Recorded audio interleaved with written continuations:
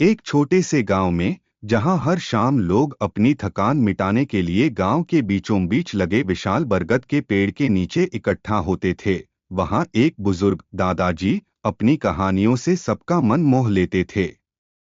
दादाजी की कहानियों में हमेशा एक गहरा संदेश छिपा होता था, जिसे सुनकर बच्चे ही नहीं, बड़े भी प्रेरणा लेते थे। एक दिन की बात है। दादाजी ने बच्चों को पास बुलाकर कहा, आज मैं तुम्हें एक राजा की कहानी सुनाऊंगा। वह राजा बहुत बुद्धिमान और दयालु था, लेकिन उसने अपनी प्रजा के लिए एक कठिन परीक्षा रखी। बच्चों ने उत्सुकता से पूछा, कैसी परीक्षा दादाजी? दादाजी ने मुस्कुराते हुए कहानी शुरू की।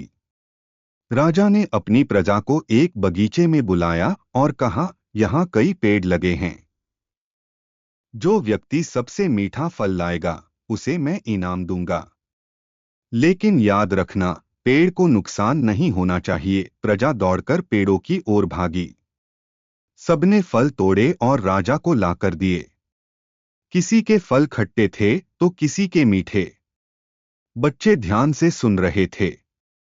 दादाजी ने आगे कहा, लेकिन एक लड़के ने राजा के सामने खाली हाथ आकर कहा, महाराज, मैंने कोई फल नहीं तोड़ा क्योंकि मुझे लगा कि पेड़ को बिना नुकसान पहुंचाए फल तोड़ना संभव नहीं। राजा ने मुस्कुराते हुए उसे इनाम दिया और कहा, सचमुच पेड़ों की रक्षा करना ही असली मिठास है। कहानी का असर। दादाजी की कहानी सुनकर बच्चों ने कहा, दादाजी, हम भी पेड़ पौधों की रक्षा करेंगे और उनकी देखभाल करेंगे। दादाजी ने आशीर्वाद देते हुए कहा, यही मेरा वचन है कि यदि तुम सभी प्रकृति की रक्षा करोगे तो तुम्हारा जीवन भी मीठा और सुखद होगा।